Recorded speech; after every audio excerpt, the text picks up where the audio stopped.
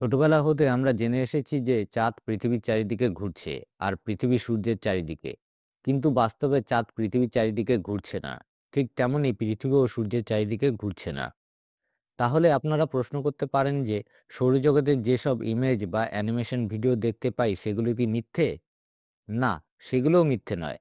তবে পুরোপুরি সত্যিও নয়। আসলে মহাকাশের দুটি বা তার অধিক বস্তু তাদের কমন মাস মানে সাধারণ ভরের চারিদিকে ঘুরে থাকে। একে বলা হয় ব্যারিসেন্টার, যাকে বাংলায় বলে সাধারণ ভরকেন্দ্র। আসুন আজকে এই ব্যারিসেন্টার বা সাধারণ ভরকেন্দ্র কি সেই সম্পর্কে জানার চেষ্টা করি। তার আগে একটি প্রশ্ন করছি, দেখুন তো উত্তরটা জানা আছে কিনা। প্রশ্ন হলো, সম্প্রতি এমন একটি এক্সোপ্ল্যানেটের খোঁজ পাওয়া গেছে বলে বিজ্ঞানীরা মনে করছেন যাতে প্রাণ থাকার প্রবল সম্ভাবনা রয়েছে। বলতে পারেন সেই এক্সোপ্ল্যানেটের নাম কি? অপশন হলো A Trappist 1D, option B K2-18b, option C Gliese 12b, option D Kepler 22b। প্রশ্নের উত্তর দেব পর্বের শেষে। চলুন তবে শুরু করা যাক আজকের প্রসঙ্গ।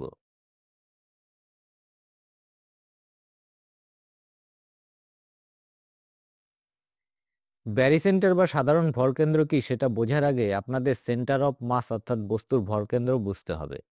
পদার্থবিজ্ঞানের ভাষায় বস্তুর ভরকেন্দ্র হলো এমন একটি কাল্পনিক বিন্দু যেখানে বস্তুটির সমস্ত ভর কেন্দ্রীভূত আছে বলে মনে করা হয়। ব্যাপারটা খটোমটো হয়ে গেল তো? চলুন একে একেবারে জলের ন্যায় সহজ সরলভাবে বোঝার চেষ্টা করি। সেন্টার অফ মাস বা ভরকেন্দ্র হলো এমন একটা বিন্দু যে বিন্দু হতে পুরো বস্তুটিকে ব্যালেন্স করা যায়। যেমন স্ক্রিনে যে চিত্রগুলি দেখছেন এগুলির নির্দিষ্ট করা পয়েন্ট হতে পুরো বস্তুটিকে ব্যালেন্স করা যায়। ধরুন আপনাকে যদি একটি স্কেল দিয়ে তাকে ব্যালেন্স করতে বলা হয়, তাহলে আপনি স্কেলটির ঠিক মাঝ বরাবর স্থানে আঙুল রেখে তাকে ব্যালেন্স করতে পারবেন। মানে স্কেলটির ঠিক মাঝ বরাবর স্থানটিতে তার ভরকেন্দ্র তৈরি হয়। কিন্তু একটি হাতুড়িকে যদি তার মাঝ বরাবর স্থানে আঙুল দিয়ে তাকে ব্যালেন্স করতে চান, তাহলে হাতুড়িটি তৎক্ষণাৎ পড়ে যাবে। কারণ হাতুড়ির লোহার অংশটিতে যত ভর রয়েছে সেই তুলনায় হাতলের অংশটিতে তত ভর নেই। তাই হাতুড়ির ক্ষেত্রে তার মোট ভরের কেন্দ্রবিন্দুটা লোহার অংশটির আশেপাশেই তৈরি হবে। অর্থাৎ হাতুড়ির ক্ষেত্রে তার সেন্টার অফ মাস বা ভরকেন্দ্র হবে এই স্থানটি। বাস্তবে প্রতিনিয়ত আমরা এর প্রয়োগ করে চলেছি। যেমন মায়েদের নিশ্চয়ই জামা কাপড় রোদে মেলতে দেখেছেন। ভালোভাবে লক্ষ্য করে দেখবেন যে তারা জামা কাপড়ের ভারী অংশটার তুলনায় হালকা অংশটাকে দড়ির অনেক নিচে নামিয়ে মেলেন। এর কারণ কি? সহজ উত্তর, সেন্টার অফ মাস বা বস্তুর ভরকেন্দ্র। অর্থাৎ পুরো বস্তুটির এমন একটি স্থানকে নির্বাচন করা হয় যাতে দড়িটির দুদিকেই ওই বস্তুটির ভর সমানভাবে বিস্তৃত হয়। মায়েরা কিন্তু এর পেছনের বিজ্ঞানটা জানেন না। আরো উদাহরণ দেওয়া যেতে পারে। যেমন বাচ্চাদের এমন খেলনা নিশ্চয়ই দেখেছেন, একে যতই মেরে মাটিতে ফেলার চেষ্টা করা হোক না কেন খেলনাটি ততই তেড়ে ফুঁড়ে উঠে দাঁড়ায়। কারণ খেলনাটির সেন্টার অফ মাস এখানে হওয়াতে সে সব সময় স্টেডি হয়ে থাকতে চায়। তাই তাকে যতই মাটিতে ফেলার প্রয়াস করা হোক না কেন সে ততই উঠে দাঁড়ায়। সেন্টার অফ মাস বা বস্তুর ভরকেন্দ্রের মতো মহাকাশের দুটো বা ততোধিক বস্তু তাদের মোট ভরের কেন্দ্রবিন্দুকে ঘিরে আবর্তিত হতে থাকে।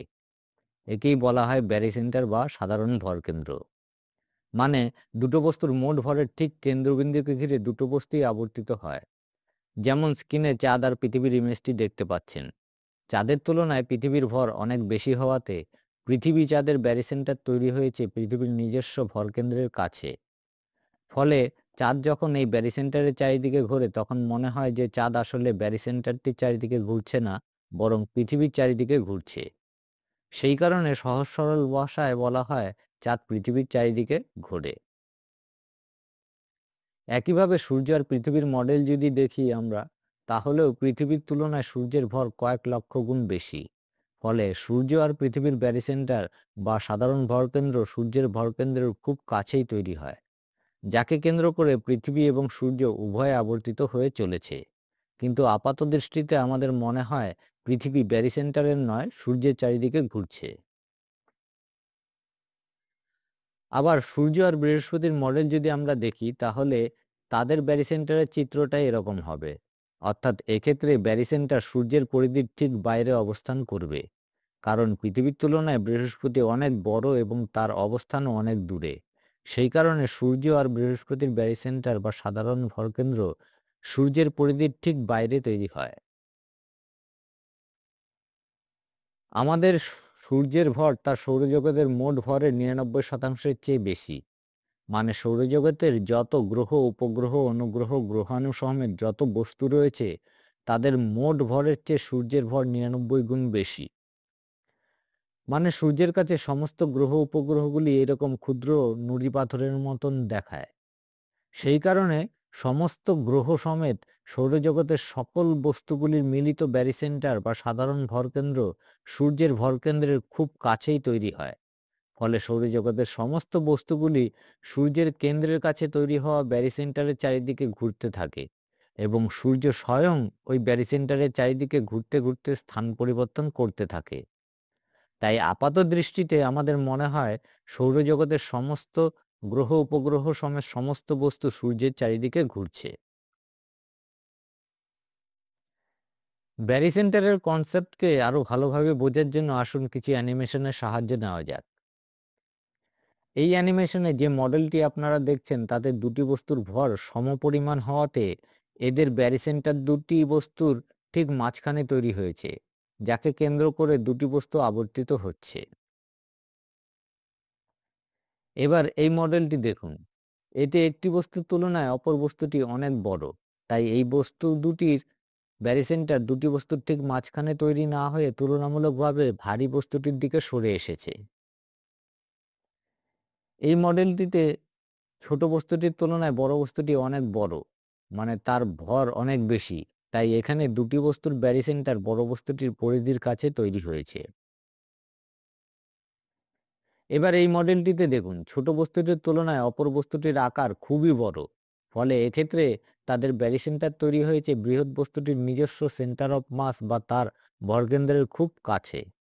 ফলে ছোট বস্তুটিকে মনে হচ্ছে যে সে ব্যারিসেন্টারের নয়, বরং এই বৃহৎ বস্তুটির চারিদিকে ঘুরছে। আমাদের সৌরজগতের ক্ষেত্রেও একই নিয়ম কাজ করে থাকে। মানে সূর্যের ভর বাদবাকি সৌরজগতের তুলনায় অনেক বেশি হওয়াতে ব্যারিসেন্টারটি সূর্যের সেন্টার অফ মাস বা সূর্যের ভরকেন্দ্রের খুব কাছে তৈরি হয়। ফলে সৌরজগতের সমস্ত বস্তু সূর্যের কেন্দ্রের কাছে তৈরি হওয়া ব্যারিসেন্টারের চারিদিকে ঘুরতে থাকে। এবার এই মডেলটিকে দেখুন। একে বলা হয় বাইনারি স্টার সিস্টেম।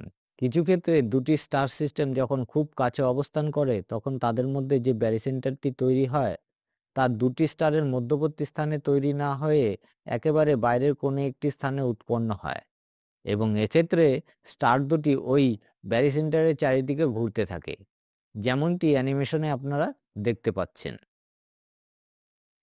অর্থাৎ চাঁদ ঘুরছে আর্থ মুন ব্যারিসেন্টারের চারিদিকে, পৃথিবীর চারিদিকে নয়। ঠিক তেমনি পৃথিবী ঘুরছে সান আর্থ ব্যারিসেন্টারের চারিদিকে, সূর্যের চারিদিকে নয়। এবং সূর্যও স্বয়ং এই ব্যারিসেন্টারের চারিদিকে ঘুরে চলেছে। সেই কারণে প্রতি বছর তার স্থান পরিবর্তন হয়ে চলেছে, যেমনটি এই ইমেজে আপনারা দেখতে পাচ্ছেন।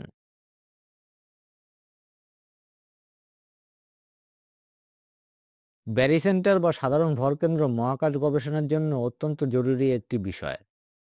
আমরা জানি গ্রহদের কোনো নিজস্ব আলো নেই। তাই আমাদের সৌরজগতের বাইরের কোনো স্টার সিস্টেমের কোনো এক্সোপ্ল্যানেটের খোঁজ করতে গেলে, মানে এমন গ্রহ যেখানে প্রাণ থাকতে পারে, সেই স্টারকে আমাদেরকে ভালোভাবে পর্যবেক্ষণ করতে হয়। যখন কোনো স্টার তার সেন্টার অফ মাস অর্থাৎ তার ভরকেন্দ্র হতে কিছুটা সরে গিয়ে মুভ করতে থাকে, তখন আমরা বুঝতে পারি ওই তারার চারিদিকে এমন কিছু গ্রহ উপগ্রহ রয়েছে যার কারণে এই স্টারটির সেন্টার অফ মাসের স্থানচ্যুতি ঘটছে। তখন আমরা ম্যাথমেটিক্যাল ক্যালকুলেশনের মাধ্যমে প্ল্যানেটের অবস্থান সহ নানা তথ্য যাচাই করার প্রয়াস করি এবং দীর্ঘ সময় ধরে ওই স্টার সিস্টেমকে আরো ভালোভাবে পর্যবেক্ষণ করে এক্সোপ্ল্যানেটটির সন্ধান করে থাকি। এভাবেই অন্য স্টার সিস্টেমের গ্রহদের খুঁজে বের করা হয়। এছাড়াও স্যাটেলাইটকে মহাকাশে প্রতিস্থাপন করা, তার পজিশন ঠিক করা ইত্যাদি নানা কাজের জন্য ব্যারিসেন্টারের জ্ঞানকে কাজে লাগানো হয়। ফেরা যাক প্রশ্নোত্তর পর্বে। প্রশ্ন ছিল, সম্প্রতি এমন একটি এক্সোপ্ল্যানেটের খোঁজ পাওয়া গেছে বলে বিজ্ঞানীরা মনে করছেন যাতে প্রাণ থাকার প্রবল সম্ভাবনা রয়েছে। সেই প্ল্যানেটের নাম কি? সঠিক উত্তর হলো অপশন বি, K2-18b। ধন্যবাদ।